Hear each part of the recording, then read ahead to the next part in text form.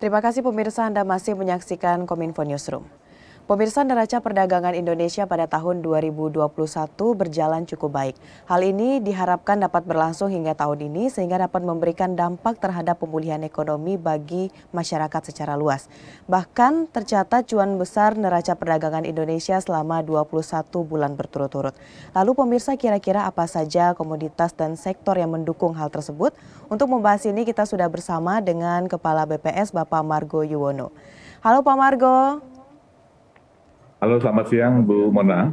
Selamat siang, salam sehat Pak. Terima kasih ya Bu Mona, juga semoga sehat selalu. Ya, baik. Pak Margo, kita berbicara mengenai tadi ada catatan cuan besar neraca perdagangan Indonesia selama 21 bulan berturut-turut. Untuk sebelum kita lebih detail membahas hal ini Pak, mungkin di awal kita sangkut pautkan dulu dengan masa pandemi COVID-19 saat ini. Pak Margo, di masa pandemi ini tentunya berbagai tantangan dalam sistem perdagangan dan juga banyak sektor lainnya. Tapi untuk Indonesia Pak, kira-kira hingga saat ini negara mana saja yang menjadi mitra Indonesia sehingga dapat menyumbang cuan besar tadi, dan komoditas apa saja yang terlibat dalam hal tersebut Pak Margo? Ya, terima kasih Bu Mona. Jadi kalau menurut catatan dari BPS, negara yang menjadi mitra dagang dan kita surplusnya besar itu adalah yang pertama, kita mempunyai surplus yang paling tinggi itu adalah ke Amerika Serikat, itu sekitar 14,53 miliar US dollar, ya. Yang kedua ke Filipina itu 7,33 miliar US dollar. Kemudian ketiga itu ke India. India kita juga surplus itu sebesar 5,62 miliar. Diikuti ke Belanda, dengan Belanda kita juga surplus 3,79 miliar, Pakistan juga surplus 3,63 miliar, dan Jepang juga surplus 3,21 miliar. Itulah 5 negara ya, yang menjadi mitra dagang kita dan surplus kita yang terbesar ke 5 negara tadi.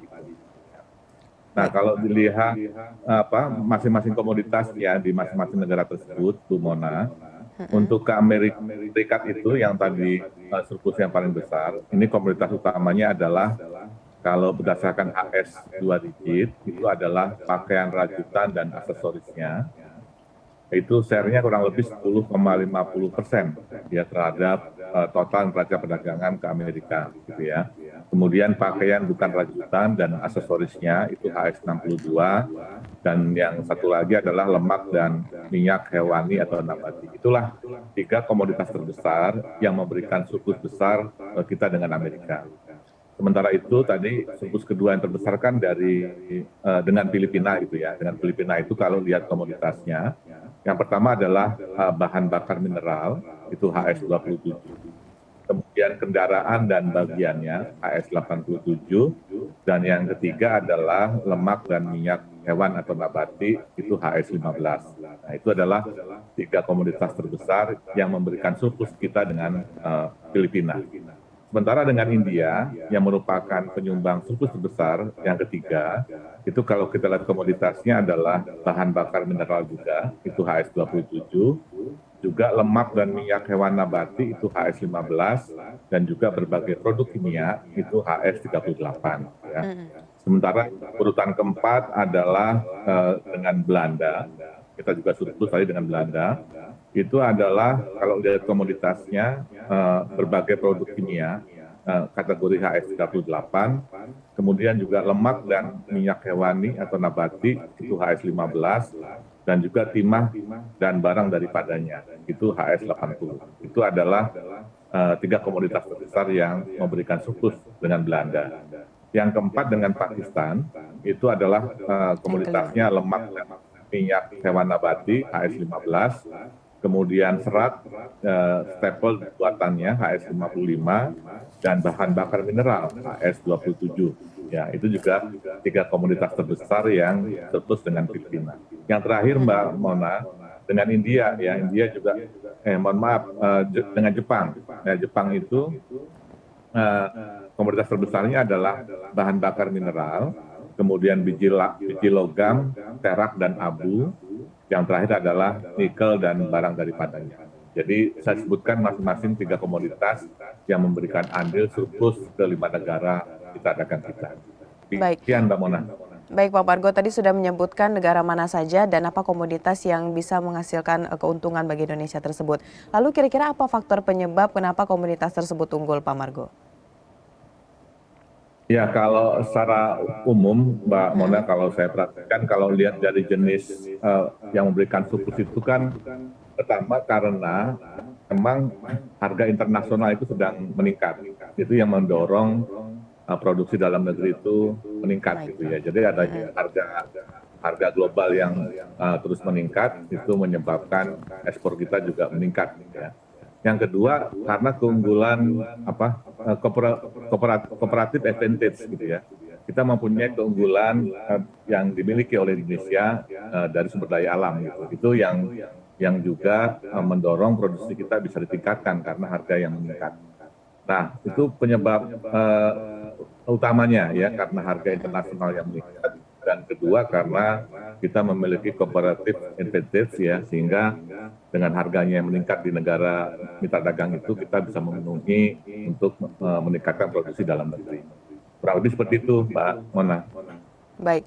Apakah itu bisa dikatakan faktor yang menyebabkan neraca kita ini baik, Pak, beberapa tahun ini, bahkan saat ini kan masa pandemi, tentunya banyak sekali sektor yang terdampak karena pandemi ini. Apakah ada faktor-faktor lainnya mendukung hal ini, Pak Margo?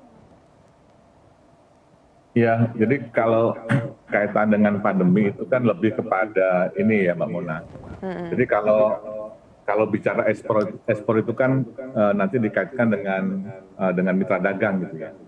Jadi yang pertama mitra dagang kita itu kondisi ekonominya sedang seperti apa ya. Kalau kondisi ekonominya bagus ya bisa saja ya permintaan ke negara-negara lain termasuk Indonesia juga meningkat gitu ya. Jadi kinerja ekspor itu sangat dipengaruhi oleh kondisi ekonomi negara mitra dagang kita. Yang pertama itu ya. Yang kedua juga adanya tadi saya sampaikan adanya insentif dari harga global yang juga membaik gitu ya. Harga global yang membaik itu yang juga mendorong ekspor kita ke luar negeri itu juga menciptakan peluang ekspor itu meningkat gitu ya. Yang ketiga tadi ya meskipun karena harga meningkat, di sisi lain kita juga punya keunggulan komparatif yang memang dimiliki Indonesia yang tidak dimiliki oleh banyak negara terkait dengan kekayaan sumber daya alam gitu ya. Karena tadi kan ekspornya juga sebagian adalah yang berbasis kepada sumber daya alam gitu. Gitu ya Mbak Mona ya. Baik, berarti ini juga tergantung terhadap negara mitra kita begitu Pak ya, kondisinya di sana. Kalau kondisi ekonominya baik berarti akan mendukung juga kepada Indonesia. Baik, Pak Margo, kalau menurut Bapak untuk saat ini masyarakat Indonesia ada nanti kalau ada kesalahan bisa dibantu ralat Pak Margo, ada peningkatan terhadap impor gitu Pak. Lalu kira-kira apa saja yang membuat masyarakat ini tertarik atau meningkat gitu daya impornya di tengah ketidakpastian ekonomi saat ini Pak Margo? Ya, Bu Mona, jadi kalau kita lihat tadi kan di tengah pandemi ini kita melihat bahwa data impor barang konsumsi meningkat gitu ya. Iya. Nah, tapi membacanya adalah bahwa peningkatan impor barang konsumsi itu tidak serta-merta menunjukkan peningkatan minat atau daya beli masyarakat yang juga meningkat. Begini ya, peningkatan barang konsumsi itu tidak serta-merta menunjukkan atau mempunyai korelasi yang kuat dengan peningkatan daya beli masyarakat. Kenapa? Nah, barang-barang impor barang-barang impor yang untuk konsumsi yang meningkat itu terutama ya adalah barang-barang untuk yang terkait dengan penanganan pandemi COVID-19 di tanah air ya. Misalkan vaksin, obat-obatan, masker, itu memang penggunaannya adalah untuk masyarakat gitu, yang untuk pandemi ya. Sedangkan pelaku impornya itu bisa dari pemerintah atau dari pelaku usaha ya, karena permintaan domestiknya sedang meningkat untuk barang-barang kesehatan ya. Vaksin itu kan pemerintah yang impor. Kemudian kalau masker, obat-obatan mungkin usaha juga pemerintah gitu ya. Nah itu dalam rangka untuk memenuhi konsumsi masyarakat gitu, tetapi yang melakukan itu bukan masyarakat gitu, jadi tidak berkaitan dengan daya beli gitu ya. Baik. Itu Mbak Mona.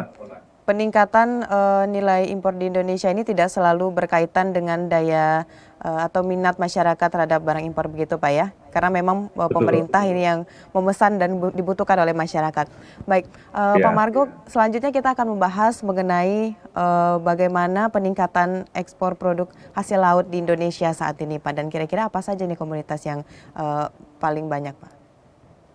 Oke, Bu Mona, jadi yang pertama saya menyampaikan dulu bahwa yang akan saya sampaikan ini adalah terkait dengan ekspor produk perikanan, baik perikanan laut maupun budidaya gitu ya. Dan juga hasil olahannya ini yang saya maksudkan kategori dari perikanan. Ini kalau kita lihat datanya di tahun 2021 itu adalah ekspor kita yang tergolong perikanan dan hasil olahan itu 5,72 miliar US dollar ya, meningkat 9,90% kalau dibandingkan tahun 2020. Nah, ini memang menunjukkan ada kenaikan di tahun 2021 ya. Kalau dilihat komoditasnya ya, ini yang pertama untuk HS 0306 kalau menurut 4 digit HS gitu ya. Ini adalah di dalamnya adalah udang ya. Jadi kalau kelompok HS itu namanya Crustacea gitu ya, tetapi isinya itu adalah kurang lebih udang warna mei, udang windu atau beku, kemudian udang dan udang besar lainnya ya yang beku gitu ya. Itu untuk yang pertama gitu ya. Yang kedua adalah HS 1605 ya, itu adalah kelompoknya namanya invertebrata air ya, diolah atau diawetkan. Nah, kalau lihat komoditas di dalamnya itu adalah kepiting yang diolah dan diawetkan, udang dan udang besar yang diolah dan diawetkan juga. Satu lagi udang yang diberi tepung gitu ya. Nah, berikutnya adalah filet dan daging ikan yang kalau HS-nya itu adalah HS 0304. Kalau lihat komoditas di dalamnya itu adalah filet tuna, ya, filet tuna atau beku gitu ya. Kemudian filet ikan lainnya dalam kondisi beku dan daging ikan lainnya juga dalam kondisi beku. Ya. Kemudian juga yang tinggi adalah untuk moluska. Moluska itu HS 0307. Itu kalau lihat komoditasnya adalah cumi-cumi dan sotong dalam kondisi beku. Kemudian gurita dalam kondisi beku juga. Kemudian cumi-cumi dan sotong dikeringkan atau diasinkan. Nah, ini adalah pada HS 0307. Satu lagi adalah ikan yang dalam bentuk beku ya. Dalamnya itu adalah ikan laut dan lainnya dalam kondisi beku. Kemudian layur, ulama dan bikiye, krokis gitu ya, dalam kondisi beku juga, dan tuna sirip kuning dalam kondisi beku juga gitu ya. Jadi itu Bu Mona ya, ada 5 kelompok HS dan tadi komoditasnya sudah saya sampaikan masing-masing HS. Ya. Baik, berarti itu adalah produk unggul dari hasil laut kita ya Pak ya. Baik, Margo, mungkin terakhir bisa disampaikan juga kira-kira apa strategi dari pemerintah ini Pak untuk mempertahankan status baik ini untuk Indonesia sehingga bisa berlangsung untuk beberapa tahun kemudian dan memberikan dampak terhadap pemulihan ekonomi kita Pak. Ya, jadi memang betul Bu Mona. Jadi kalau ekspor kita meningkat, terlebih dari neraca perdagangan yang kita yang bagus itu, pasti dampaknya kepada pertumbuhan ekonomi. Yeah. Jadi artinya dengan memperluas ekspor itu sama juga memperluas tingkatan permintaan yang itu berpengaruh pada produksi dalam negeri yang nanti ujungnya adalah berkaitan dengan pemulihan ekonomi Indonesia. Nah, kalau bicara strategi, Bu Mona mungkin yang paling pas adalah kepada Kementerian Lembaga terkait ya, yang memang itu mempunyai kewenangan untuk menjawab itu secara lebih tajam gitu ya. Tetapi kalau pandangan saya secara pribadi gitu ya, secara sederhana adalah untuk meningkatkan ekspor itu ya satu diantaranya adalah perluasan ekspor kepada negara yang bukan tradisional yang selama ini menjadi tujuan ekspor ya, diversifikasi dari mitra dagang ya, satu itu ya yang memang harus pikirkan ya, bagaimana kita mencari pasar baru selain pasar yang sudah menjadi mitra dagang kita gitu ya, supaya volume ekspor itu bisa lebih besar lagi gitu ya. Ya. Nah, yang kedua, supaya nilai surplusnya ke depan semakin besar, ya seperti yang sering disampaikan oleh Bapak Presiden, gitu ya, adalah investasi dari produk yang kita hasilkan, gitu ya. Tidak harus selalu bergantung kepada raw material, tapi lebih didorong kepada produk hasil industri yang itu memberikan nilai tambah yang besar, sehingga kalau itu ekspornya besar, surplusnya akan semakin besar gitu. Kalau yang kita ekspor itu adalah bentuk-bentuk sudah dalam bentuk industri gitu ya. Jadi dua aja menurut saya, Bu Ya, Mona. baik. Satu adalah memperluas pasar kita, mencari negara baru. Yang satu lagi Ya, adalah melakukan sterilisasi dari produk dalam negeri yang menjadi baik. kekuatan ekspor kita. Baik, Itu Pak Mbak Mona. Margo, tentunya kita berharap nanti akan ada surplus neraca perdagangan yang lebih besar lagi. Terima kasih Pak Margo Yuwono selaku Kepala BPS telah memberikan pemahaman kepada pemirsa GPR TV. Selamat melanjutkan aktivitas Pak Margo, salam sehat.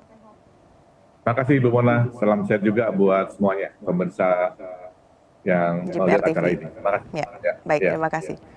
Ya pemirsa, itulah dialog kita bersama dengan Bapak Margo Yuwono selaku Kepala BPS, dan setelah ini kami akan kembali dengan berbagai informasi lainnya tetap di Kominfo Newsroom.